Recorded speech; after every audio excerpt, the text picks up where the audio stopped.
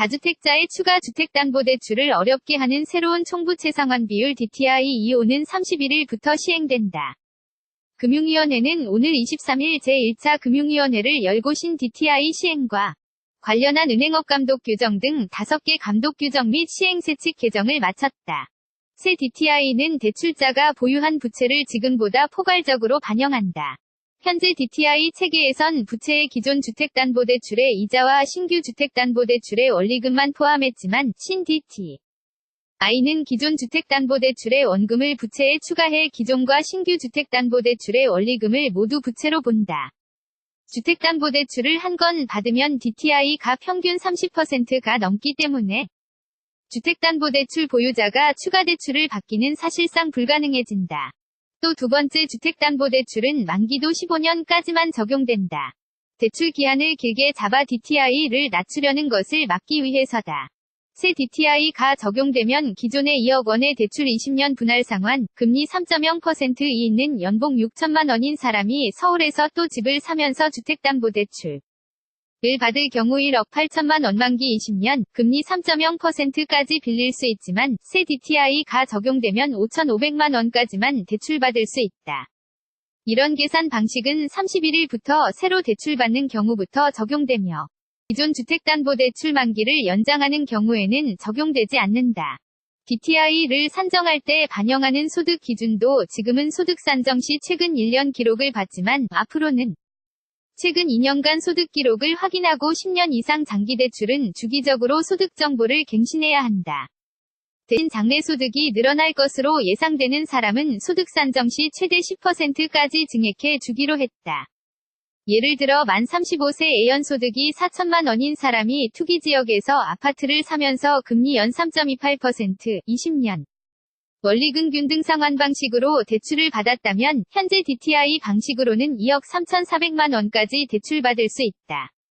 하지만 장래 예상소득 상승을 반영하면 2억 7,500만 원으로 대출 한도가 늘어난다.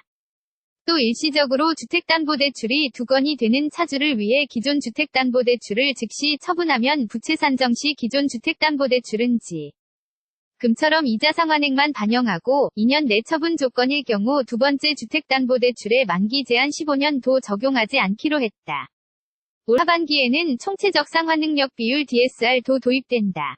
DSR은 채무자가 1년 동안 갚아야 하는 모든 대출의 이자와 원금이 소득과 비교해 얼마나 되는지를 계산한 것으로 연봉이 1억 원인 사람이 1년 동안 갚아야 할 빚의 원금과 이자가 8천만 원이면 DSR은 80%가 된다.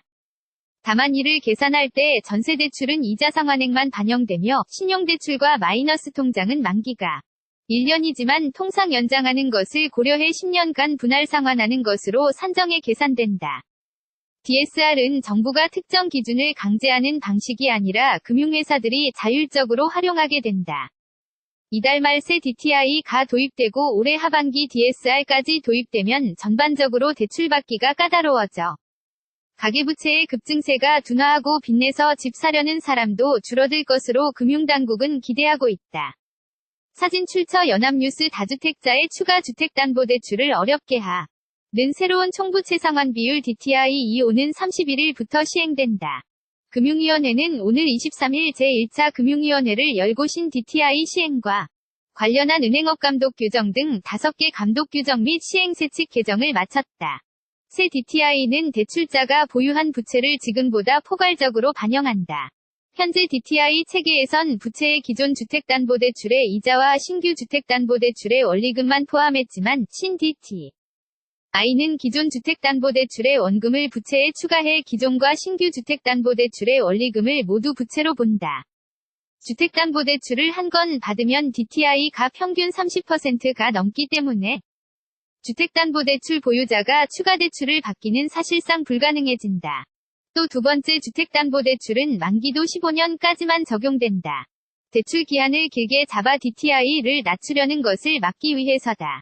새 DTI가 적용되면 기존의 2억 원의 대출 20년 분할 상환, 금리 3.0%이 있는 연봉 6천만 원인 사람이 서울에서 또 집을 사면서 주택담보대출을 받을 경우 1억 8천만 원 만기 20년, 금리 3.0%까지 빌릴 수 있지만 새 DTI가 적용되면 5,500만 원까지만 대출받을 수 있다.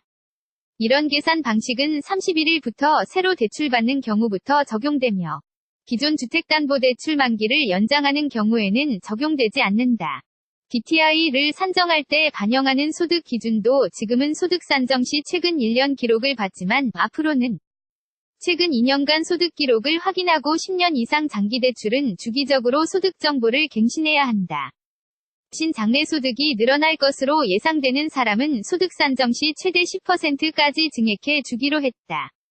예를 들어 만 35세 애연소득이 4천만 원인 사람이 투기지역에서 아파트를 사면서 금리 연 3.28%, 20년 원리금균등 상환 방식으로 대출을 받았다면 현재 DTI 방식으로는 2억 3,400만 원까지 대출받을 수 있다. 하지만 장래 예상소득 상승을 반영하면 2억 7,500만 원으로 대출 한도가 늘어난다. 또 일시적으로 주택담보대출이 2건이 되는 차주를 위해 기존 주택담보대출을 즉시 처분하면 부채 산정 시 기존 주택담보대출은 금처럼 이자 상환액만 반영하고 2년 내 처분 조건일 경우 두 번째 주택담보대출의 만기 제한 15년도 적용하지 않기로 했다. 올 하반기에는 총체적 상환능력 비율 DSR도 도입된다. DSR은 채무자가 1년 동안 갚아야 하는 모든 대출의 이자와 원금이 소득과 비교해 얼마나 되는지를 계산한 것으로 연봉이 1억 원인 사람이 1년 동안 갚아야 할 빚의 원금과 이자가 8천만 원이면 DSR은 80%가 된다. 다만 이를 계산할 때 전세대출은 이자 상환액만 반영되며 신용대출과 마이너스 통장은 만기가 1년이지만 통상 연장하는 것을 고려해 10년간 분할 상환하는 것으로 산정해 계산된다. DSR은 정부가 특정 기준을 강제하는 방식이 아니라 금융회사들이 자율적으로 활용하게 된다.